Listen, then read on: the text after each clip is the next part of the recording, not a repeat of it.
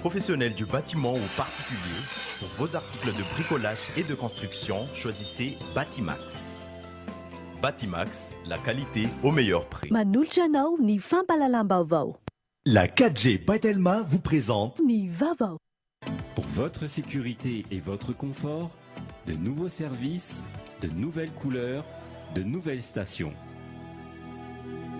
Jovena, source d'énergie. Manolotra anao ny fampalalam-baovao. Lasso.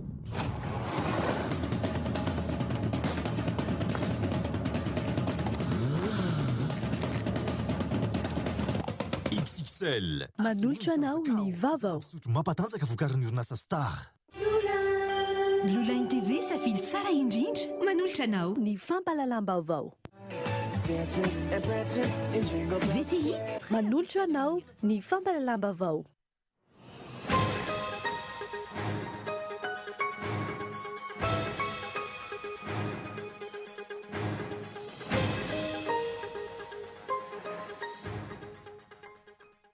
Tsy mbola fantatra mazava hatreto raha toa ka ho tanterahana aoriana ny fianianan'ny filoham-pirenena Andry Rajoelina ny famindram-pitantanana eo aminy sy ny filoha teo aloha. Hatreto manamafy ny pahalalana izay nanontaniana fa tsy tokony hiova amin'ny lamina mipetraka hatramin'izay ny mahakasika izany.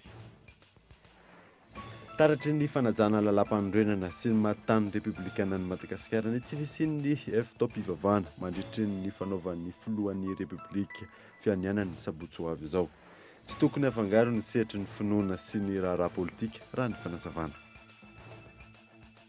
Tadidomdoza ireo mponina eny am-pahamarinana amin'izao fotoana izao. Izy ireo izay nampanentana ny fitondram-panjakana ny volana febroary 2024 fa afindra toerana. Hatramin'izao tsy hita ny fandraisana ndraikitra hoy ireo mponina. Manomboka ny fiandohan'ny fahavaratra amin'izao fotoana izao. Miakatra 2,000 ariary isaky ny gony ny vidin'ny arina fandrehatra. Antony maro mahatonga izany raha ny fanazavana ireo mpivarotra. Isan'izany ny faratsian'ny lalana. Eo amin'ny maresaka iraisam-pirenena vonina hitondra vahaolana amin'ireo fitakian'ny Gilets jaunes ny filoha frantsay Emmanuel Macron raha ny nambarany tamin'ny taratasy sy ny soratana ho an'ny teratany frantsay omaly arivo. Taratasy izay miteraka ady hevitra maro eny amin'ny tambazotra-tserasera samihafa. Ny andidin'ireo avetrany.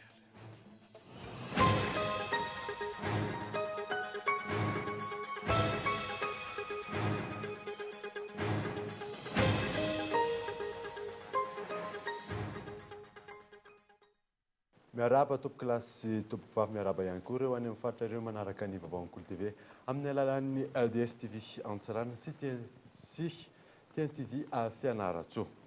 Ny anomboantsika ny vaovao amin'ity alina ity dia tsy mbola fantatra mazava hatreto raha toa ka ho tanterahana aorianan'ny fianianan'ny filoham-pirenena Andry Rajoelina ny famindram-pitantanana eo aminy sy ny filoha teo aloha. Hatreto manamafy ny pahalalana izay nanontaniana fa tsy tokony hiova amin'ny lamina efa mipetraka hatramin'izay ny mahakasika izany miantarandriana. Nanaitra ny mariny nanambara ny filohan'ny HCC Jean-Éric Rakotoarisoa ny herinandro teo vaorian'ny fianianan'ny filoham-pirenena vaovao no totsaina ny famindram-pahefana. Raha toa ka tsy fantatra mazava hatreto ny lamina mipetraka mikasika izay fianianana ny sabotsy izao izay. Nanamafy ny pahalalana nanontaniana fa ny famindram-pitantanana no tokony atao mialoha ny fianianana. Ity farany izay voaresaka amin'ny 9/20 amin'ny lalam-panorenana. Raha ohatra hoe mamaky ny 9/20 amin'ny lalam-panorenana ka mandinika tsara ny fomba fandrafetana lalàna anankiray dia ny fifamindram-pahefana no tokony mandeha alohan'ny fianianana izay ataon'ny filoham-pirenena vaovao. Ny antony dia satria raha ohatra hoe efa vita ny fianianana ataon'ny filoham-pirenena vaovao izay vao atao ny famindram-pahefana dia olona efa tsy filoham-pirenena intsony izany no mamindra fahefana amina olona filoham-pirenena. Fa raha ohatra hoe ny foto-kevin-dehibe napetraky ny lalam-panorenana dia ny hoe ilay filoham-pirenena amperinasa no mamindra fahefana amin'ilay filoham-pirenena voafidin'ny vahoaka. araka io andininy fahavalo amby efapolo anatin'ny lalam-pandrenana io ifanaovan'ny filoha teo aloha sy ny filoha vaovao ho voafidy ary hatreny filoam-panjakana ny famindram-pahefana ofisialy andray ny asany kosa ny foam-pirenena aoriany anatotosany fianianana lalam-pandrenana eto amintsika eto Madagasikara dia mametraka mazava tsara mihitsy ao aorianan'ny fianianana izay vao mandray ny fahefana feno ny filoham-pirenena vaovao fa izay fianianana izay dia tokony hoe hialohavan'ny fifamindram-pitantanana aminazy sy ilay filoham-pirenena teo raha ny tena marina dia mifanaraka amin'ny fomba fanao hatramin'izay ny fomba eritreretina hoe hanatanterahana ny famindram-pahefana eo amin'ny filoham-pirenena teo aloha sy ny filoham-pirenena vaovao Andriamatoa Andry Rajoelina. raha tsy ahivina azo lazaina ho fanarana amin'ny vahoaka malagasy ny fianianana atao eo anolohan'ny fitsarana avy momba ny lalam-pandrenana kosa izany ary eo ihany koa ny androm-panjakana sy ny fitsarana tampony ary ny vahoaka. Fantaratry ny fanajana ny lalam-pandrenana sy mahatany Repoblika ny Madagasikara ny tsy fisian'ny fotoam-pivavahana mandritry ny fanaovan'ny filohan'ny Repoblika fianianana ny sabotsy ho avy izao. Tsy tokony afangaro ny sehatry ny finoana sy ny raharaha politika raha ny fanazavana azo Henri Florian. Mampametra-panontaniana sy niteraka devitra ho an'ireo olom-pirenena sy ny mpanara-baovao ny fanambarana izay nataon'ny filohan'ny fitsarana avy momba ny lalam-panorenana ny amin'ny tsy fisian'ny fotoam-pivavahana mandritra ny fotoana nanaovan'ny filoha Andry Rajoelina fianianana ny asabotsy ho avy izao araky ny voasoratra ao amin'ny lalam-panorenana mazava ny voalaza ao amin'ny andininy voalohany lalam-panorenana izay milaza fa firenena iray ny vahoaka malagasy ka mivondrona ho fanjakana masomandidy tokana republikanina ary tsy mampifangaro ny fitondram-panjakana sy ny finoana. Manamafy izany ihany koa ny andininy faharoa izay milaza fa ny fanjakana dia manamafy ny tsy fombany ady sy aroa eo anatrehan'ny finoana samihafa.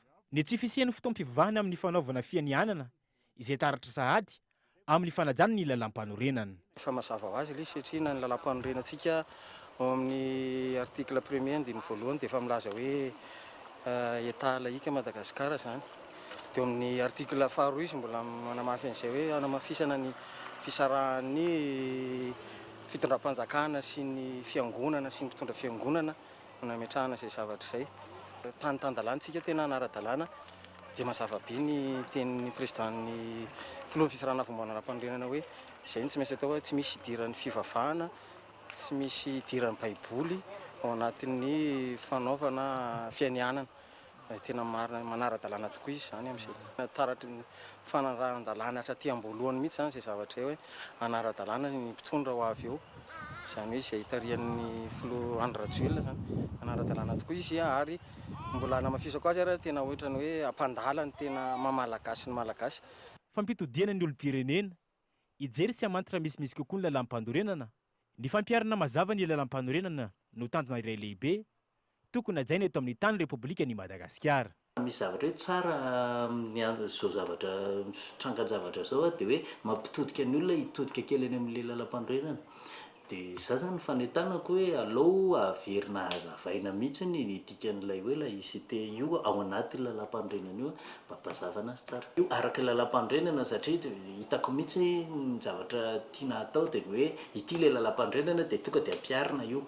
Zany anie tsy tsisy maratsa zany ary zany koa ny tokony ho izy zany fa ny aorinana io raha fijeriko anazy tokony apetraka io fanontaniana io mba ho hazava sady manazava an'ilay izy amin'ny fiarahamonina malagasy no mampahazo antoka kokoa hoe mifanaraka ve ilay lalam-panorenana sy le zava-misy marina eny amin'ny fiarahamonina. Ny fampifangaroan'ny mpitondra teo aloha ny raharaha-mpiangonana sy ny raharaha-panjakana no nitarika lesika teto amin'ny firenena. Ny fanajan'ny lalàna velona eto amin'ny tany sy ny firenena araka izany no fototra iray entina mpandrosoana ny Madagasikara. Fanzara nofokena amin'ny tampihavanana ho an'ireo solotenan'ny vahoaka manamorona ny lalam-pirenena fahafito ny groupe Bertin tamin'ny sabotsy lasa teo. Ho fankasitrahana izy ireo ny tsy afidianan'izy ireo ny candidat Andry Rajoelina tamin'ny fifidianana filoham-pirenena farany teo. Rarisona Andry. Nanatontosa fisaorana ny vahoaka ny fidin'ny filoha Rajoelina Andry tamin'ny fifidianana filoham-pirenena farany teo ny groupe Bertin sy ny mpiara-miombona antoka aminy toy ny fikambanana TMS na ny tanora miandrandra ho avy tetsy andrefanambojana ny sabotsy lasa teo. Ny fotoana androany moa zany dia fotoana lehibe ho an'ny vahoaka anatsimonano indrindra izay isaorana ny Florian Rajoelina izay tiako amin'ny fitondrana. Ireo vahoaka Antsimondrano izay solon-tena avy any amin'ny axe RN7 no tonga manondrana tsy manome voninahitra an'izany lanonan'izany. Manome voninahitra hoy aho satria fotoana asaramanitry ny taona vaovao ihany koa dia efa miaraba manokana ny Florian Rajoelina noho izay asaramanitry ny taona vaovao izay. Hitondra soso fanambinana ary fahombiazana ary fanambinana ho anazy nge titoan'ity ka mba afahana miaritra ny adidy maro samihafa amin'izay andreketany ho an'ny fitondrana ny firenena.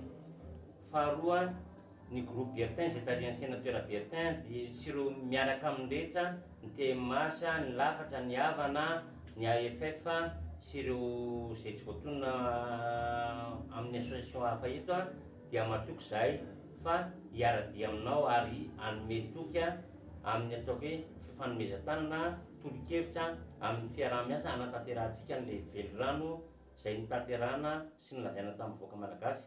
Koa mitodika manokana aminao ny tena mpandrema tofoloha. Aoka tena mba hijery lavitra ho an'ny fampandrosoana amin'ny Madagasikara isika izay mba fandrian'ny vahoaka anisan'izany ny fandrian'ny vahoaka Antsimondrano. Koa hitodio izay satria izahay moa zany resaka manokana atao amin'ny velorano sy ny vinanao fa misy ny ataoko hoe tanamasoandro moa zany raha resana manokana, misy ihany koa ny flyover sy ny fika amin'ny projet fotodrafitrasa maro samihafa. Noho izany matoky izay fa ho an'ny Madagasikara ray manontolo ny fampandrosoana fa tsy ho an'ny Antsimondrano rery. Noho izany dia matoky izay fa ianao dia ray aman-dren'ny firenena ary efa napetraka koa ilay hoe fahasahiana, fahavononana ary jery lavitra ho an'ny fampandrosoana Madagasikara mba ahafahan'izao tontolo izao mitodika aty amintsika. Tanora vonona say ianao dia vonona koa izay hanara-dianao ary hanolotananao. Solon-tena ny vahoaka manamoro ny lalam-pirenena fahafito iny misy 5 mahery noho nizarana nofokena amin'ny tapihavanana tamin'io sabotsy lasa io. Ho fankasitrahana ny fidianan'izy ireo ny kandida Rajoelina Andry tamin'ny fifidianana filoham-pirenena farany teo no fifampiarabana tratry ny taona vaovao 2024 ihany koa. Izay ny amin'ny famatsiaro misedra olana maro ankehitriny mpiasan'ny kromita malagasy manoloana ny tsy fampiarana ny didy fampiantona ny fiara-miasany ity orinasa ety amin'ny Rosianina. Miantso ny mpitondra vaovao eto amin'ny tany sy ny firenena izy ireo hitondra vahaolana. Mampiona rakotoara izao. Tamin'ny faha-4 Desambra 2024 no nanombohan'ny tolona izay nataon'ireto mpiasan'ny Croma SA ireto ho fangatana ny fanapana ny fiara-miasa amindry zareo Rosianina. Mbola tsy nahitana mangirana nefa izany raha ny fanazavana azo hatreto na dia efa nisy aza ny fitoriana maro isan-karazany natao sy ny didina voakany HCDED ny amin'ny tokony hampiatoana izany fiara-miasa izany. Miantso ny mpitondra vaovao eto amin'ny firenena izy ireo manoloana izany hitondra vahaolana ho azy ireo indrindra fa ho an'ity orinasa mpanjakana izay miabotry andro amanalina ity ho hiatrany izy ireo. Noho izany antony rehetra izany dia manaitra ny fitondram-panjakana izahay. Fitondram-panjakana vaovao izay joro tsy ho ela hamahaingana io olana momba ny orinasa io satria be dia be no sakana mahazo ny mpiasa toy ny tsy fandraisana karama, tsisy fanafody ao amin'ny orinasa sy ny sisa. 10 taona teo eo izay no nijoroany ity orinasa mpanjakana Croma SA ity sy ny tantana ny malagasy azy raha 3 taona kosa no nanomezana azy ny vahiny izay nampiditra azy ireo tao anatin'izao fahasahiranana hitaraina ny ireto sendika ireto izao. Nanamafy ireto farany fa tokony ho an'ny malagasy hatrany ny orinasany. Efa 10 taona zao anitrandrany Cromita malagasy ny Croma teto Madagasikara. Ary Cromita malagasy dia société mpanjakana 100%, orinasa mpanjakana 100%. Izany vitatsika malagasy ny fitrandrahana io. Haintsika malagasy ny fitrandrahana io. Tsy mila Rosianina itsika. Fa tanatin'ny 3 taona farany dia nofanahiniana natao mpankoropotra nampidirana trosa ny Cromita malagasy mba ahafahany apiditra an'ilay Rosianina. Marina fa ireo Rosianina ireo ihany napiditra trosa natonga ny fampidirana trosa be dia be teto amin'ny Cromita malagasy. Noho izany dia mitsipaka marindrano izahay ny tsy fiaraha-miasa amin'ireo Rosianina. Nambaran'ireto sendika araka izany fa tsy hijanona ny tolona raha toa ka tsy mivaly ny fitakiana. fa tontolon'ny fahasalamana kosa indray dia distrika misy 5 eto Madagasikara nahazo vaksiny entina miady amin'ny aretina kitrotro nanomboka androany ka hatramin'ny 27 volana janoary ho avy izao ho an'ny teto andrenivohitra manokana mbola olana fisin'ireo ray aman-dreny mandany fanaovana izay vaksiny izay mampiona rakotoarsaotra. Nanomboka ny maraina teo hatramin'ny zoma ho avy izao no hita eny anivon'ny CSB sy sekoly maro samihafa manerana ny distrika 12 eto Madagasikara ny vaksiny fahobe hiadiana amin'ny aretina kotrotro. Aretina izay efa nahafaty olona miisa 7 zaza 7 volana hatramin'ny 7 taona no tsy maintsy atao izany vaksiny izany isoroana ny firongatra izany eto an-toerana. Mbola olana nefa hatreto raha tamin'ity andro voalohany ity ny fisian'ireo ray aman-dreny nandaty sy hampanao vaksiny ny zanany raha nitaditra voaray.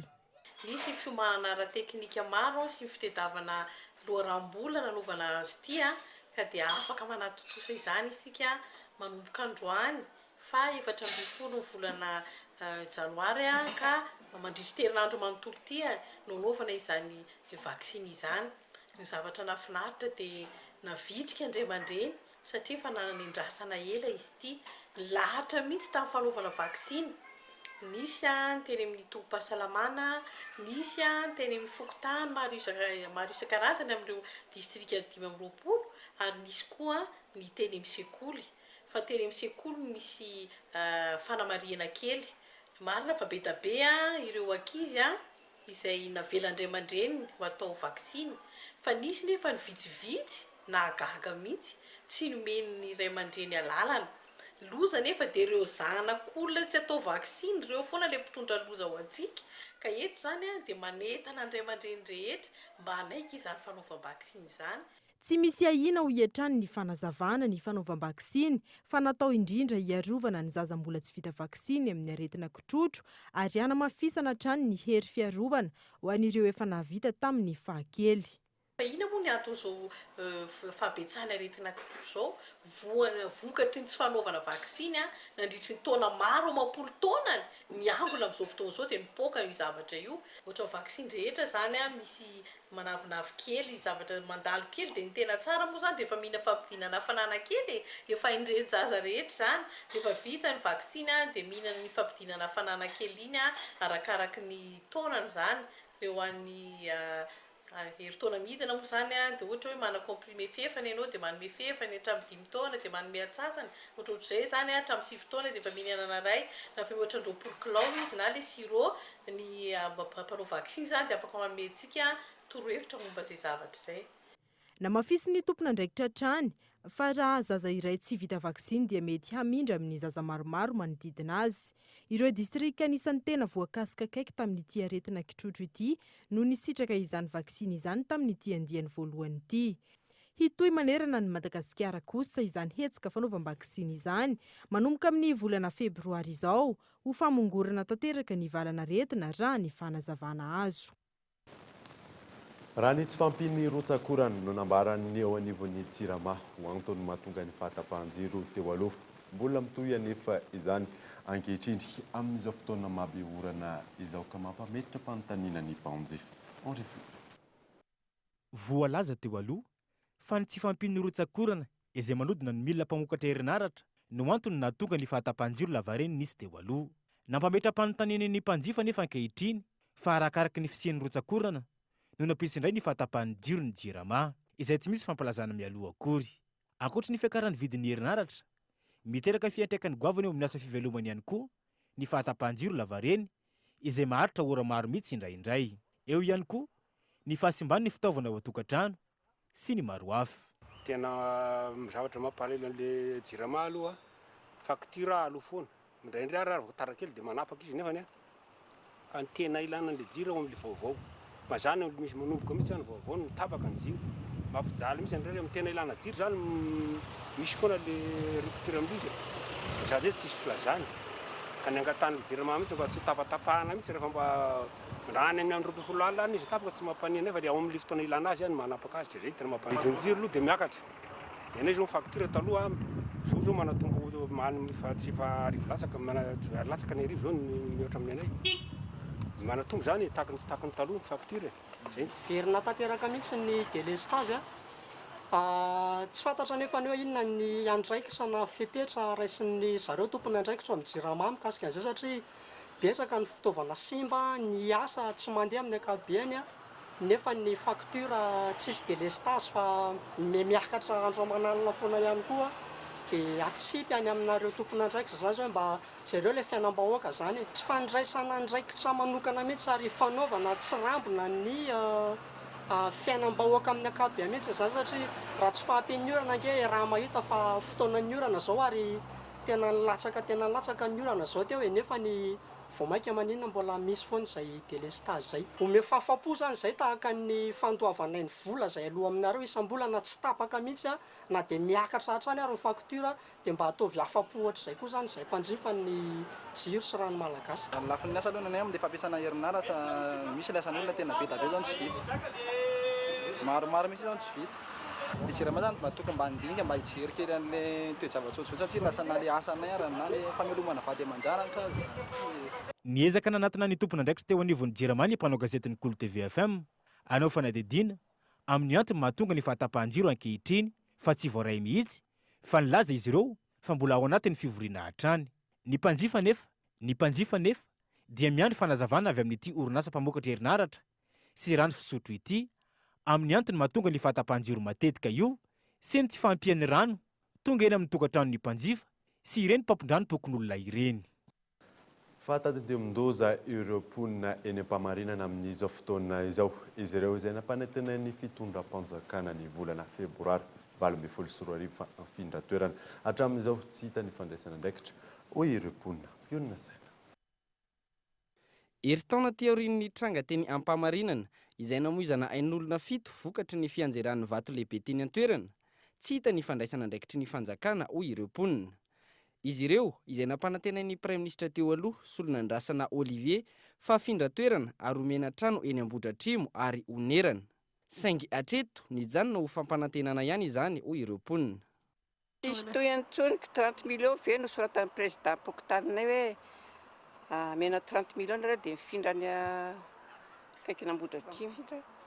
Hoe omena 30 millions isa-trano zany nareo tamin'izay? Zany no tenenin'ny président Pokitany dia nasaina nakany amin'ny Fokotany daholo zay dia nanaiky daholo zay fa hoe mena trano any akaikina Ambohidratrimo. Dia aveo tsy hitany toy ilay rarasa? Dia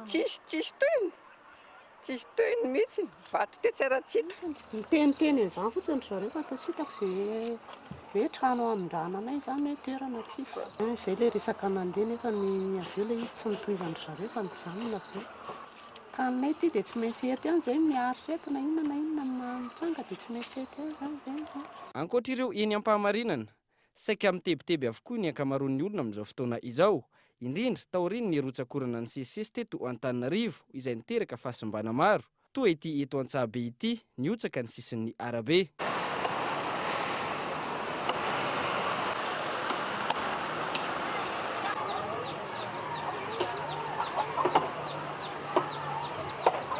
Tena mitebiteby foana mihitsy ny aloha andramanary tamin'ny zomariva nenjerano teo dia hatramin'iny azy zay dia vao maika nitebiteby be fa ilay rotsakorana nge ny tena problème le izy satria be da be ilay rotsakorana dia lasa manimba zavatra be da be. Eto Antanimena ihany koa vokatry ny fahatapahan'ny fantsondrano tao ambanin'ny arabe tsy azo ampiasaina ny ampahan'ny lalana.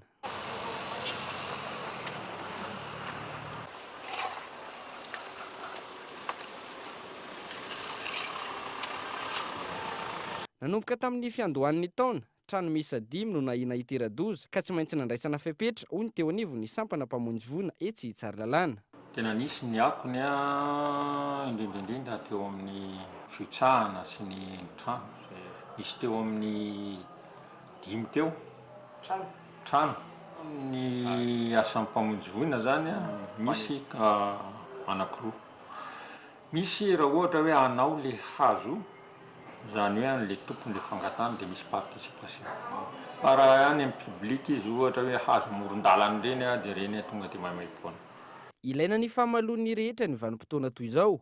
Ny fijerena ireo vato na tany ahina hiotsaka, eo ihany koa ireo hazo sy andrin-jiro eny amin'ny manodidina izay ahina hitera-doza ka mampandray avy hatrany ny tompona andraikitra mifanandrify amin'izany ahafahana mandray fepetra hisoroana ny loza mety hitranga.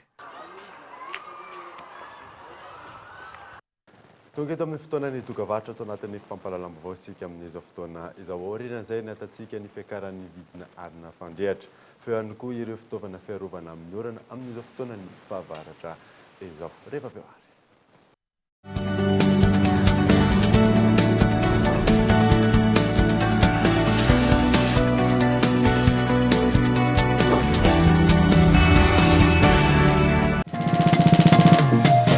Et maintenant avec Mvoul, gagne 3 fois plus d'internet. À l'achat d'un tel manette One Month 2 Go via Mvoul, gagne 6 Go de data en tout. Telma, safidiko numéro 1 malagasy. La route ne sera plus jamais la même avec Jovena. Vivez de nouvelles expériences. Faites confiance à la qualité de nos carburants premium et à la sécurité de nos cartes de paiement Énergie Plus. Profitez de nos grands espaces de stationnement et de tous les services dont vous auriez besoin. Venez découvrir nos nouvelles boutiques. Faites-vous plaisir avec une pause bien méritée dans nos points chauds. Pour votre sécurité et votre confort, de nouveaux services, de nouvelles couleurs, de nouvelles stations. Jovena, source d'énergie.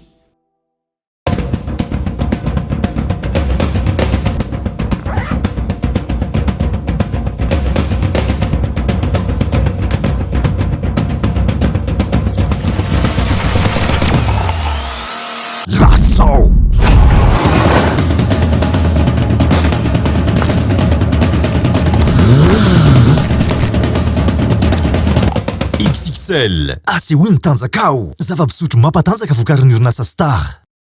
Taloza rehefa hiantso mila mampiditra kody raha zany lafo be miantso indrindra makany amin'ny opérateur hafa ary mila lanina koa ny forfait raha zany manjavona taony crédit sao za efa bip tsy misy an'izany tsony tsy mila mampiditra kody ary zato dia efa afaka miantso mihoatra ny 2 minitra ary 10 segondra miala ny crédit miantso ny tambazotra rehetra zany 7 jours sur 7 na oviana na ovina bip ampiasaina e bip mora indrindra rehefa hiantso ny tambazotra izay tianao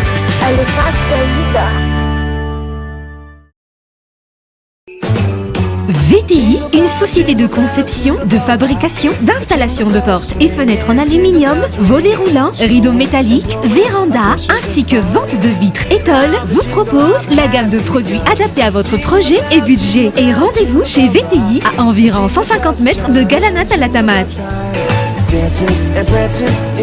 VTI, prêt à vous servir.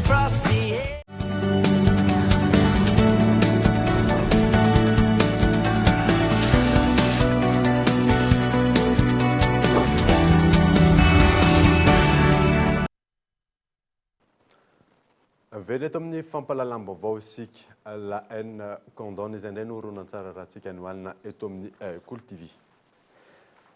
Fanehoizantsika ny vaovao dia miankina amin'ny fifanarahan'ny tompotrano sy ny mpanofatrano ny fiakaran'ny hofatrano raha ny fanadidinana tao isaky ny 3 na 5 taona izay fiakarana izay vitsy kosa ny mpitaditrano hofaina amin'izao fiandohan'ny taona izao fanadiny Michel Arnardo. Raha toka efa nisasaka ny volana janoary saika vitsy ireo olona mitady-trano hofaina raha ny fanadinana tao teny amin'ireo mpisehatra momba ny fampanofana trano androany no volana novambra sy desambra na betsaka ny mpanjifa raha ny fanazavana. Amin'izao mbola voalohany taona zao dia mbola vitsivitsy ny olona dia mbola lany voany ny olona dia mbola tsy dia mitady trano. Dia janoary telo tena mbola entakentana ny olona mitady trano amin'izao. Any trano io fa be dia be. Fampanova eo amin'ny 3 eo. Tady eo amin'ny 2 eo. Raha fotoana ilay alohan'ny farantaona be dia be mitady aloha. Fa izao tena enjakentana mitady azy. Ilay manahirana ny olona ilay quartier zany. Dia anatin'aty tanàna. Fa manahirankirana amin'ny sécurité zany sarotsarotry. Etsy ankilany, isan'ny olana tsy maharaikitra ny fampanofana trano raha ny fanadihadiana trano ny resaka fampiakarana hofa-trano. Misokajy 3 amin'ny ankapobeny ny fehim-potoana fampiakarana hofa-trano. Arak'ilay tompotrano iny hoe herintaona renouvelable ve sa isaky ny 3 taona sa isaky ny 2 taona ohatr'izay. Arakarak'ilay tompony ihany e ny tena lalàna hoe isaky ny 3 taona, 1 taona, 7 taona eo. Fa amin'izao efa miovaova n'ilay tompotrano dia io zay arakaraky ny fanarahany zareo indraindray isa taona na vozina le contrat de bail iny zany. 10% izay 10% isaky ny ovaina hoe isaky ny avozina le contrat anjareo iny. Telo hetsy ariary izay no fatrano farany ambany amin'izao raha toa ka trano an-tanan-dehibe toy ny manodidina ny 67 hektara an-tanimena Analakely sy akaiky ny arabe, trano efitra iray lehibe, misy trano fidiovana sy fandrahoana sakafo. Lafy vaovao hafa kosa indray dia nanomboka ny fiandohan'ny fahavaratra teo niakatra 2,000 isaky ny gony ny vidiny arina fandrehatra. Antony maro mahatonga izany raha ny fanazavan'ireo mpivarotra, isan'izany ny faratsin'ny lalana. Michel Arna Arjonatra. Vokatry ny orana tsy miato, ny lalana ratsy sy ireo antony maro hafa, manomboka miakatra ny vidin'ny saribao na eny amin'ny mpamigady na eny amin'ny mpivarotra atsinjarany. Mando any ambanivohitra satria avo foana ny orana. Dia gasoil za miakatra dia miakatra ny koa vidy saribao, moa le dépense ny koa be da be amin'le orana avy any ambanivohitra dia izay mahatonga le vidy saribao miakatra. Tamin'ny volana juin zao ny saribaonay ny 2,000 gony dia amin'izao izy zao 2,000 sy 2,000. Amin'ny ankoatra ny volana juin zany volana juillet zany nanomboka 2,000 sy 2,000 saribao. Raha ny fanazavana azo hatrany mbola hiakatra ny vidin'ny arina mandrapahatapitry ny fotoam-pahavaratra, na izany azy anefa mbola mahazo saribao ny 200 ariary. Miankina amin'le fisiny sy tsy fisiny indray ny akarany. Ohatra zany hoe toerana vitsivitsy mamaty saribao dia izay mahatonga le miakatra na tsy miakatra. Amin'izao izy aloha mbola azo lazaina hoe ampy. Ny saribao zao miankina amin'le saribao zany misy izy hoe ratsiratsy dia azo dia amidy hoe 9,000 sy 4,000 sy 4,000 arakaraka le kalitaon'le saribao ihany koa zany. Ohatran'ny entana rehetra. Hatreto raha nantontanisa avy amin'ny ministera ny tontolo iainana, 7,0 isanjaton'ny tokantrano malagasy no mbola mampiasa arina ary manodidina ny 12 tapitrisa metatra toratelo ny fampiasana azo hivadika angovo isan-taona eto Madagasikara, 7 tapitrisa metatra toratelo amin'ireo ihany no mangovo nahazoana alalana. Fa amin'izao fotoana ny fahavaratra izao maro ireo fitaovana hoentina hiarovana amin'ny orana. Anisan'izany ny kapakiranila. Mitobaka eny an-tsena izy ireo amin'izao fotoana izao vitsy anefa ny hita manjifa azy fanadina. Fotoana ny orana, mitobaka eny an-tsena ireo karazana aro-orana toy ny akanjo tsy tantera-drano, ny elo ary ny kapakiranila. Araka ny fanadihadiana natao tamin'ireo mpivarotra, vitsy ny mpanjifa azy ireny no nisan'ny tokantrano miaina anatin'ny fotoanan'ny maitsoahitra na ny période de soudure amin'izao volana janoary izao. Ny vidin'entana nefa ankilan'izay tsy nahitana fiakarana raha ny fanazavana. Kiranila tena tsy mandeha mihitsy satria tsy manam-bola mihitsy zao ny olona. Ny toetra zakan'ny olona satria le maskarena zany eo ihany fa le olona mihitsy ny tena tsy manam-bola mihitsy. Amin'ny herintaona zao ohatsy tony tsy efa-tsisy tsony tany apotiny na boty na kiranila. Fa zao feno any apotiny ihany. Tsisy tsena mihitsy zao zay amin'izao. Androany zao zay mivarotra dia ray fotsiny ny lafo. Tsy takatry ny olona mihitsy fa zay mihitsy ara nampatonga anay hoe anao an'le izy nefa ny tamin'le orana teo zany dia mba hoe kiranila ny amidy nefa ny diso fanantenana fa tsy nalafo mihitsy zay. Mihitsoka ny ampahany betsaka amin'ireo aro-orana no vinavinaina amidy amin'ity volana ity raha ny fanazavana. Mihitsoka manaraka izay ihany koa ny volan'izy ireo. Raha ho an'ny fotoam-pahavaratra lasa teo kosa nefa ny fandrombahana hatrany amin'ny mpamigady ny fakanan'ny kapakiranila ary tsy naharaka azy ireo mpivarotra ho hiatrany izy ireo.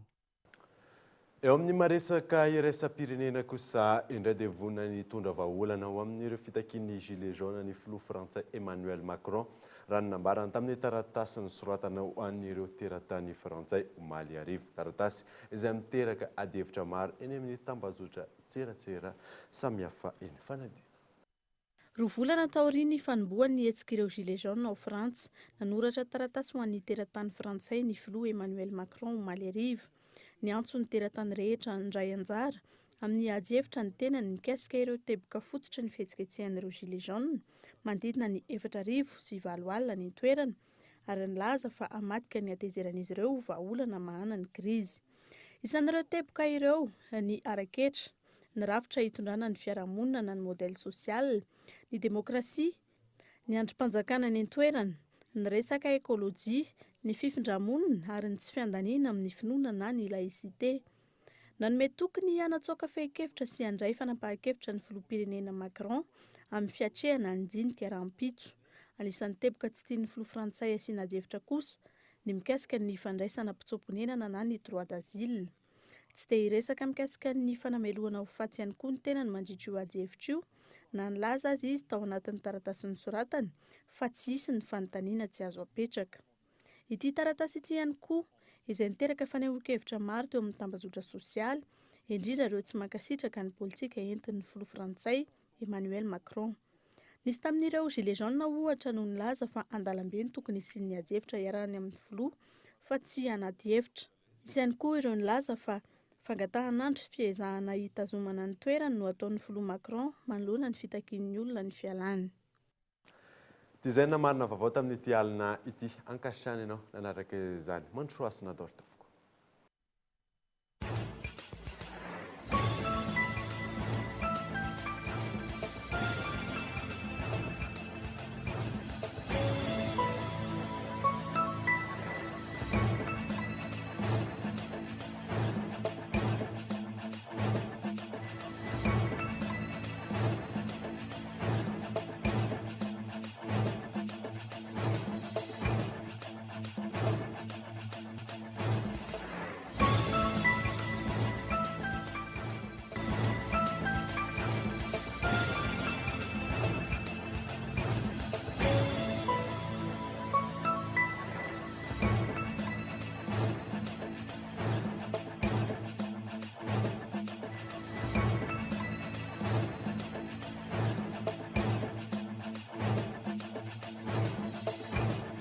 La 4G by Telma vous a présenté Nivavo. Pour votre sécurité et votre confort, de nouveaux services, de nouvelles couleurs, de nouvelles... Narainao teo ny fampalalam-baovao niaraka tamin'ny Jovena, source d'énergie. Lasso.